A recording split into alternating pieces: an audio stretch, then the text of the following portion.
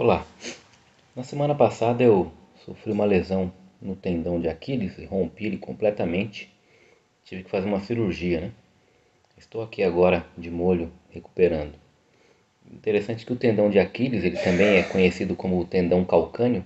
Ele é o tendão mais forte e mais espesso do sistema músculo-esquelético humano. E precisa mesmo, né, para sustentar essa estrutura aí da parte da perna, né, do calcanhar. Uma história até engraçada sobre o tendão calcâneo e como ele recebeu esse nome de Aquiles, né? Tendão de Aquiles. A história está relacionada ao herói da mitologia grega, o Aquiles. Segundo esse mito, então, todo o corpo de Aquiles era blindado, exceto essa parte do tendão calcâneo. E aí ele acabou, então, na guerra de Troia, morrendo com uma flecha que atingiu exatamente ali o seu tendão calcâneo. E com base nesse mito, o tendão de Aquiles recebeu esse nome e o termo é coloquialmente usado para descrever o ponto mais fraco de uma pessoa. E olhando para isso tudo, e para a escritura, para a vida espiritual, eu pergunto para você, qual é o seu tendão de Aquiles? Qual é o seu ponto fraco? Para alguns, talvez seja a ira, para outros, talvez a ganância, para outros, a sexualidade, para outros um vício de bebida ou algo que come demais e não devia comer, enfim. O autor de Provérbios, o sábio, diz lá no capítulo 4, verso 23 o seguinte: Acima de tudo o que se deve guardar, guarde o seu coração, pois dele depende toda a sua vida. Afaste da sua boca as palavras perversas, fique longe dos seus lábios a maldade. Olhe sempre para frente, mantenha um olhar fixo no que está diante de você. Veja bem por onde anda, e os seus passos serão seguros. Não se desvie nem para a direita nem para a esquerda.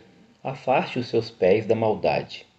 E o apóstolo Paulo, também aos Romanos, vai dizer algo semelhante, quando diz: Portanto, lá no capítulo 13, versos 12 a 14, deixemos de lado as obras das trevas e vistamo-nos a armadura da luz.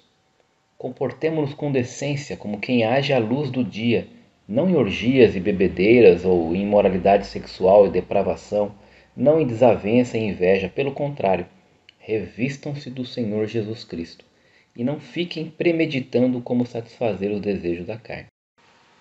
Então é interessante ver nesse versículo como Paulo usa a figura da armadura, né? Ele diz para nós deixarmos de lado as obras das trevas e nos revestirmos ou vestirmos com uma armadura da luz. E no final ele fala de nos revestirmos do próprio Senhor Jesus. Ou seja, essa armadura é a própria pessoa de Jesus, sua vontade, sua palavra aplicada em nossa vida. É por meio desta palavra, por meio da ação do Espírito Santo, com a verdade da palavra, que nós vamos cobrir inclusive esses pontos fracos na nossa vida. E Paulo vai dizer, não fiquem premeditando satisfazer os desejos da carne. Então tome muito cuidado com esses pontos fracos, né? Com esses tendões de Aquiles da sua vida espiritual, para que você não venha a cair por causa deles. Tá?